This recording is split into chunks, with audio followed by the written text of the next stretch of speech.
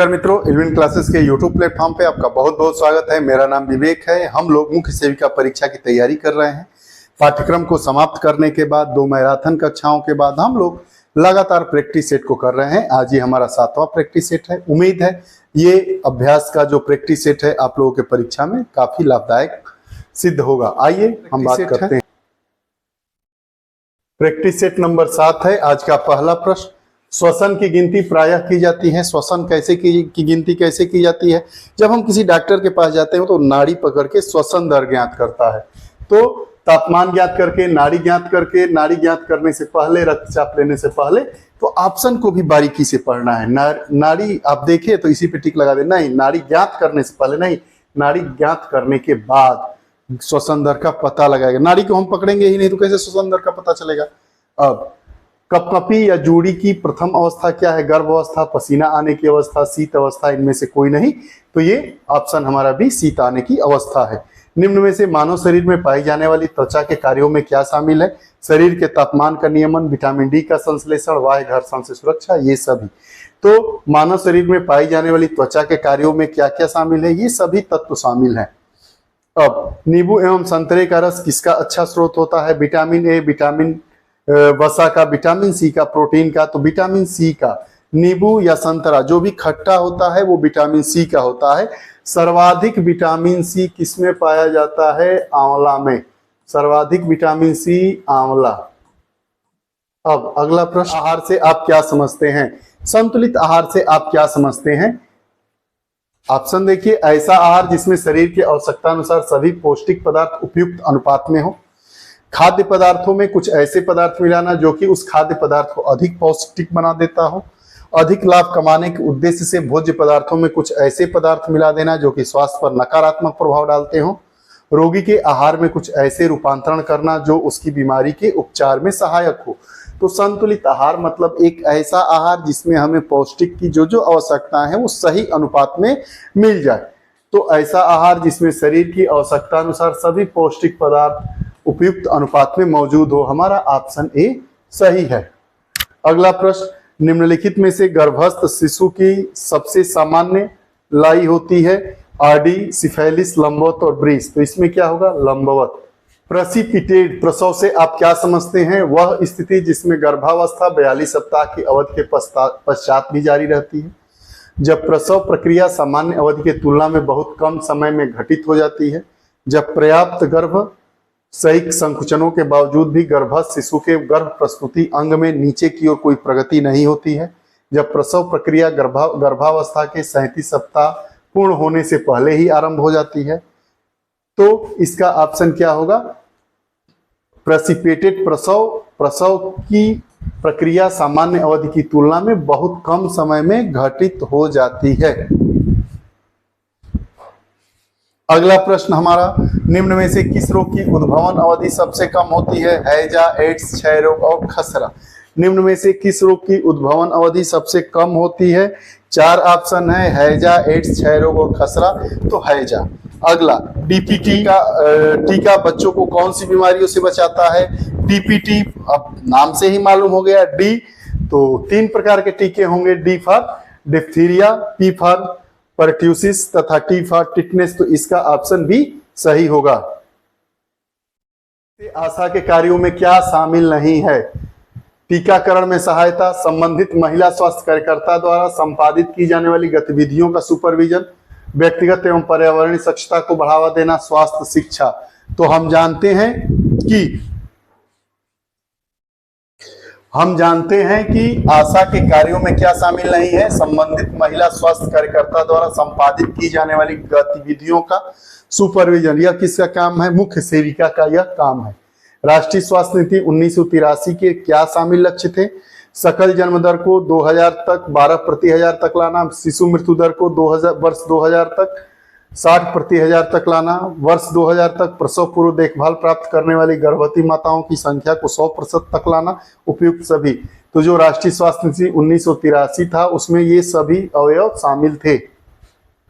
का पूरा नाम क्या है? 4 ऑप्शन है, urinary try infection, urinary tract infection, uniform tract infection, उपयुक्त में से कोई नहीं, तो हम जानते हैं कि यूटीआई का पूरा नाम यूरिनरी ट्रैक्ट इन्फेक्शन है।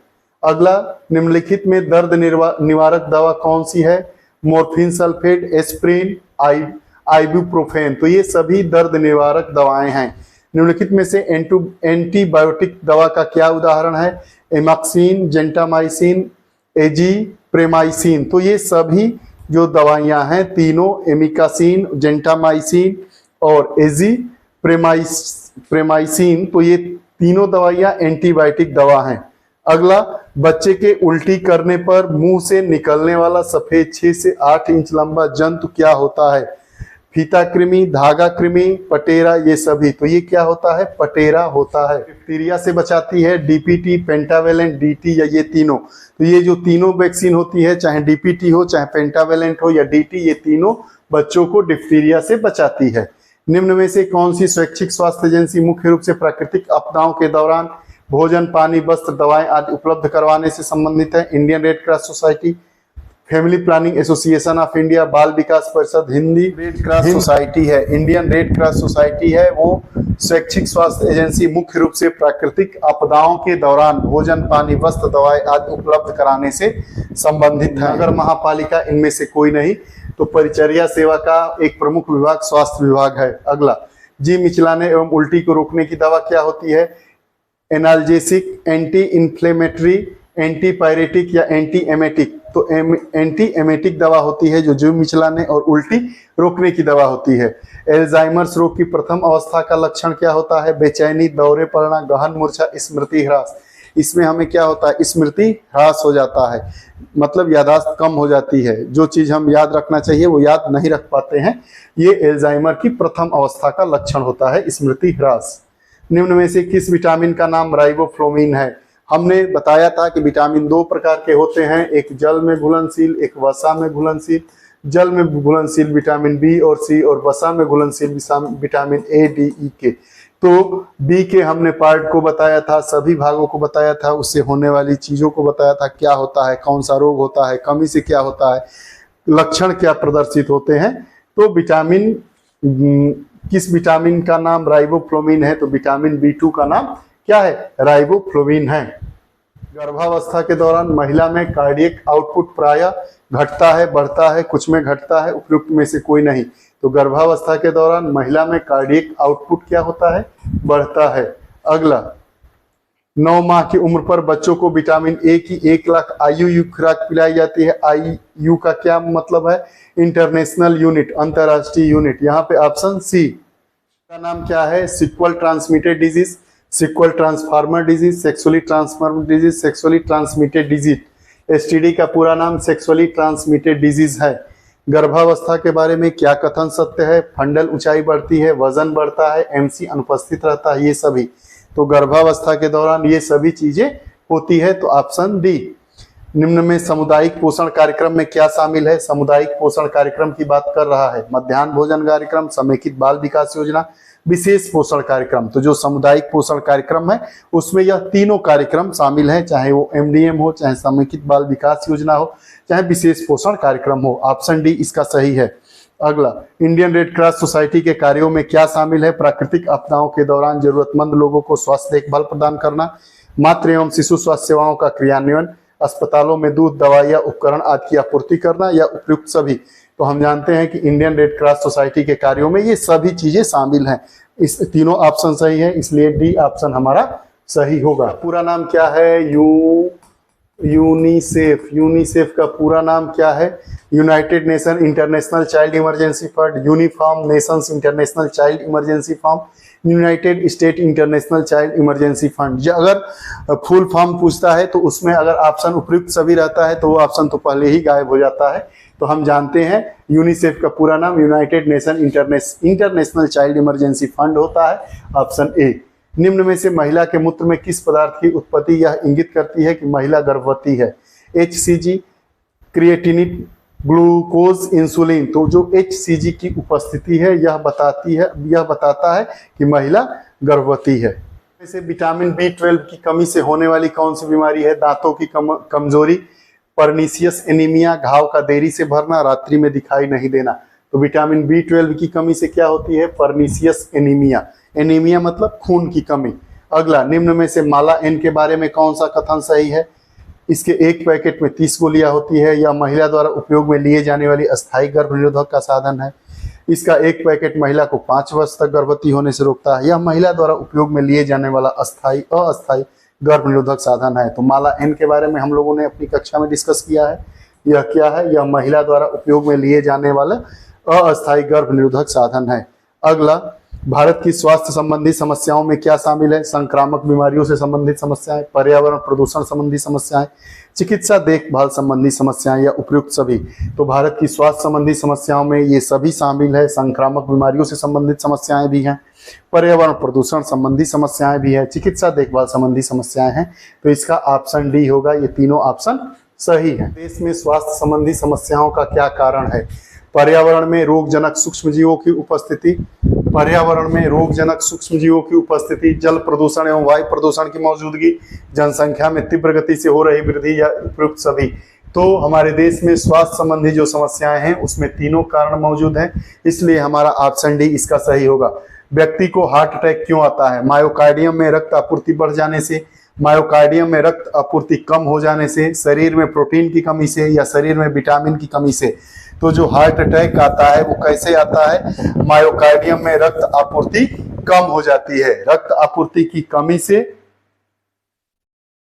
मायोकार्डियम में रक्त आपूर्ति कम हो जाने से व्यक्ति को हार्ट अटैक आता है। अगला प्रश्न हमारा है कि एक खसरे से ग्रसित बालक को निम्न में से कौन सी जटिलता उत्पन्न हो जाती है?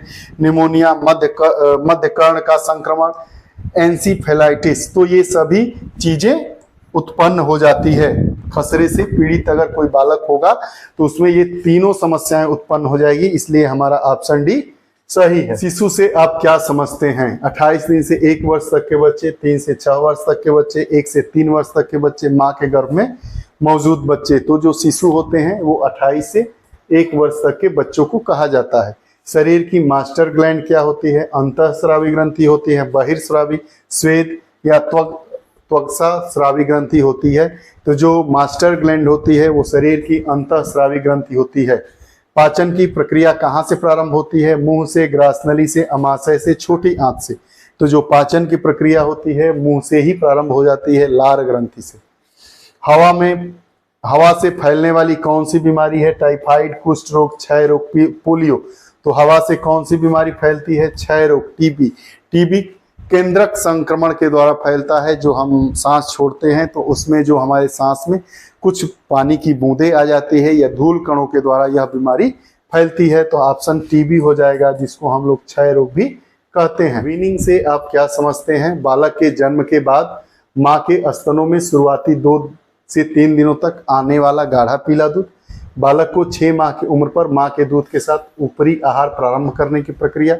6 माह की उम्र तक बालक की केवल स्तनपान करवाना, ऊपर से कुछ नहीं देना। पीलिया के उपचार हेतु उपयोग में ली जाने वाली उपचारात्मक पद्धति। तो वीनिंग क्या होता है? जब बालक 6 माह का हो जाता है तो माँ के दूध के साथ ऊपरी आहार प्रारंभ करने की प्रक्रिया को हम लोग वीनिंग कहते हैं। Option B. परिचर्या देखभाल योजना क्या होती है? योजना किससे संबंधित है? पहला ऑप्शन, रोगी की सहायतार्थ परिचारिका द्वारा अपनाई जाने वाले पूर्व निर्धारित आवश्यक क्रियाएं, काय चिकित्सक द्वारा लिखित योजना, सभी रोगियों का के समान कार्य, उपयुक्त सभी। तो परिचर्या देखभाल योजना मतलब रोगी की सहायतार्थ परिचारिका द्वारा अपनाई जाने वाली पूर्व निर्धारित आवश्यक क्रियाएं। Option A. उद्भव अवधि क्या है? 7 से 14 दिन, 7 से 14 महीने, 7 से 14 घंटे या 9 महीने। तो ये तो कॉमन सेंस वाला प्रश्न है। कुकुर खांसी की अवधि 7 से 14 दिन। चिकन पॉक्स किसके द्वारा होता है? विषाणु, जीवाणु, प्रोटोजोआ या फंगस के द्वारा। तो चिकन पॉक्स विषाणु जनित रोग है। पार्किंसंस रोग के बारे में क्या असत्य है? रोगी में मस्तिष्क के कार्य सर्वप्रथम प्रभावित होते हैं। पार्किंसंस रोग मस्तिष्क के भाग को नष्ट करता है। पेशियों में कड़ापन, धीमी गति या डगमगा कर चलना आदि लक्षण पाए जाते हैं। रोगी को क्षतियों, चोट लगने से बचाने की आवश्यकता पड़ती है। तो जो पार्किंसन रोग होता है उसमें रोगी के मस्तिष्क के कार्य सर्वप्रथम प्रभावित होते हैं। यह असत्य है, बाकी सब चीजें सत्य हैं। आप क्या समझते हैं? जल में हानिकारक तत्वों की उपस्थिति जो कि व्यक्ति के स्वास्थ्य पर नकारात्मक प्रभाव डालते हैं। वायु में हानिकारक तत्वों की उपस्थिति जो कि व्यक्ति के स्वास्थ्य पर नकारात्मक प्रभाव डालते हो, वायु का अनुपस्थित होना और जल का अनुपस्थित होना। तो जल प्रदूषण से क्या समझते हैं? पहला ऑप्शन, जल में हानिकारक तत्वों की उपस्थिति जो कि व्यक्ति के स्वास्थ्य पर नकारात्मक प्रभाव डालते हैं। मानव शरीर का कौन सा अंग पित्त निर्माण का कार्य करता है? मस्तिष्क, किडनी, पित्ताशय और यकृत। मानव शरीर में पित्त निर्माण का कार्य कौन सा भाग करता है? पित्त निर्माण का काम यकृत करता है। पित्त निर्माण का कार्य कौन सा काम करता है भाग हमारे शरीर का? यकृत। यकृत। उदाहरण है ग्लूकोज, लेसिथिन्स, एल्बुमिन्स, एस्कॉर्बिक अम्ल। तो प्रोटीन का उदाहरण क्या है? एल्बुमिन्स। भ्रूणीय कपाल में पाए जाने वाला कौन सा फोंटानेल ब्रेग्मा के नाम से भी जाना जाता है? पार्श्व फोंटानेल, पश्च फोंटानेल, अग्र फोंटानेल और इनमें से कोई नहीं। तो हम जानते हैं कि भ्रूणीय कपाल जो होता है, जो भ्रूणीय कपाल होता है उसमें जो अग्र फेंटानेल होता है, जो अग्र फेंटानेल होता है उसी को फेंटानेल ब्रेग्मा के नाम से जाना जाता है।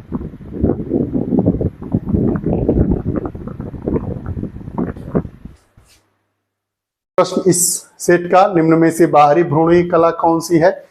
मायोमेट्रियम, एमनियन, प्लेसेंटा या अपरा या कोरियन। तो कोरियन। निम्न में से सर्विसाइटिस के लक्षणों में क्या शामिल है? योनि से बदबूदार स्राव आना, संभोग के दौरान दर्द, सर्वाइकल टेंडरसन। तो ये सभी ऑप्शन सर्वाइटिस के लक्षणों में शामिल है। ये रहा हमारा 7वां प्रैक्टिस सेट। यह कक्षा आपको कैसी लगी कमेंट बॉक्स में अपने विचार जरूर दीजिएगा। फिर अगली कक्षा के साथ उपस्थित होंगे, तब तक के लिए बहुत बहुत धन्यवाद। नमस्कार।